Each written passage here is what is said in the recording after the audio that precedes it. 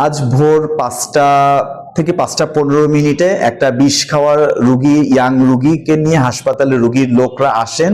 আসার পরিপ্রেক্ষিতে তাদের সাথে আমাদের কর্তব্যরত উপসহকারী কমিউনিটি মেডিকেল অফিসার অনুপম মজুমদারের একটু বাকবিতণ্ডা হয়। একটা পর্যায়ে তারা রুগীর লোক যারা ছিল উপস্থিত, তারা ফোন দিয়ে আরো লোকজন ডেকে নিয়ে এসে তার উপরে হামলা করে, তাকে এলোপাতাড়িভাবে ঘুষি দেয়, তার দিকে চেয়ার এবং টুল ছুঁড়ে মারে।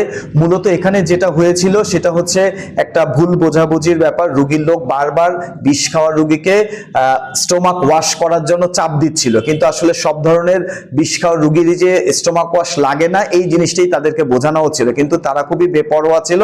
তাদের একটাই দাবি যে রুগীকে ওয়াশ করতে হবে, কিন্তু তাকে যখন বমি করার জন্য বলা হচ্ছিল তারা তখন এইটা নিয়ে আমাদের কর্তব্যরত উপসহকারী কমিউনিটি মেডিকেল অফিসারের সাথে বাকবিতণ্ডা তৈরি করে আসলে একটা অনাকাঙ্ক্ষিত পরিবেশ তৈরি করে। আমাকে যখন সকালবেলা খুব ভোরে জানানো হয় তখনই আমি সঙ্গে সঙ্গে হাসপাতালে চলে আসি এবং আমার জরুরি বিভাগে যে সিসি ক্যামেরা ফুটেজ আছে আমি পুরো ফুটেজটা আগে পর্যবেক্ষণ করি যে আসলে এখানে কি হয়েছিল।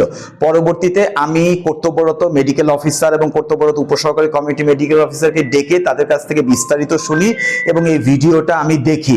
দেখার প্রেক্ষিতে আমার কাছে মনে হয়েছে যে আসলে এটা কোনোভাবেই কাম্য হওয়া উচিত না যে একটা কর্তব্যরত সরকারি কর্মচারীর উপরে কোনোভাবে আঘাত করাটা সমীচীন না। তদুপরি সরকারি সম্পদ বিনষ্ট করা, এখানে প্রায় ২০,০০০ টাকার মতো সরকারি সম্পত্তি বিনষ্ট হয়েছে। চেয়ার ভেঙেছে, টেবিল ভেঙেছে, তারা ওইখানকার যে যন্ত্রপাতি ছিল কিছু যন্ত্রপাতি নষ্ট করেছে।